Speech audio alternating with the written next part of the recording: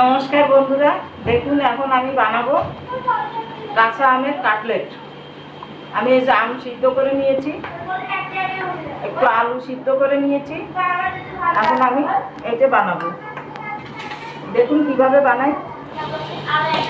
আমি আলুটা নিলাম, আমটা নিলাম, দিচ্ছি একটু জিরে গুঁড়ো, যা এটা তো ধনে গুঁড়ো দিলাম, এটা দিলাম ধনে গুঁড়ো, এখন দিচ্ছি জিরে গুঁড়ো,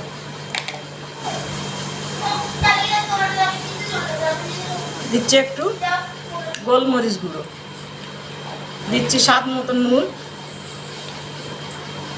একটু চিনি। এবার আমি দিয়ে দিচ্ছি একটু বেসন।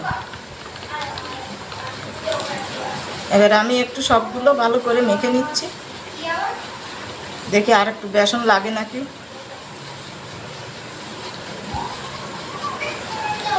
আর একটুখানি বেসন লাগবে।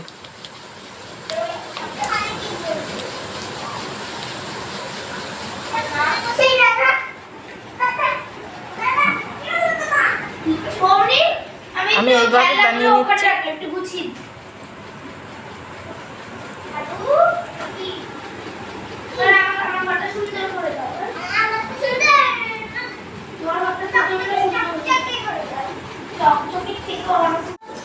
দেখুন এদিকে একটা বাটিতে কিছুটা কর্নফ্লাওয়ার নিয়ে নিচ্ছি,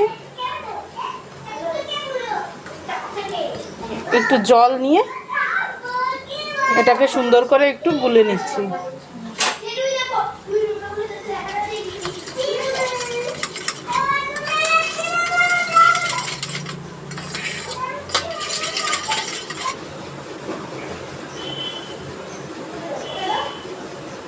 আমি এটা এভাবে কর্নফ্লাওয়ারের মধ্যে ডুবিয়ে নিয়ে এদিকে আমি এই যে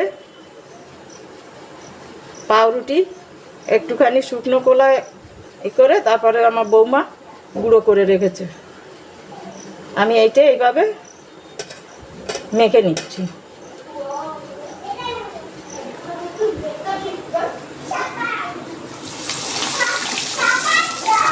আমি তেলটা আগেই বসিয়ে দিয়েছিলাম, গরম হয়ে গেছে, আমি তাড়াতাড়ি করে এর মধ্যে দিয়ে দিয়েছি। আমি এইভাবে আস্তে আস্তে করে, আঁচটাও কম করে আস্তে আস্তে করে এইভাবে সবগুলো আমি ভেজে তুলে নিচ্ছি। একটু লাল লাল করে ভাজতে হবে।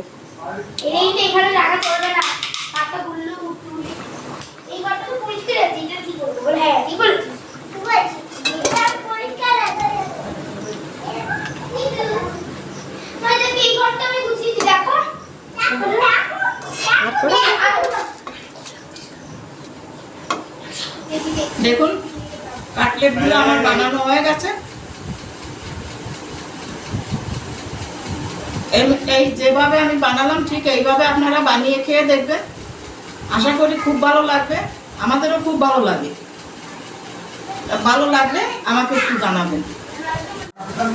দেখুন বন্ধুরা, জিম্মা কাঁচা আমের কাটলেট বানিয়েছে, খুব ভালো হয়েছে। তোমরা একবার বানিয়ে রেসিপিটি ট্রাই করতে পারেন, দারুণ। কেমন হয়েছে বাবা? ভালো হয়েছে, খুব ভালো হয়েছে।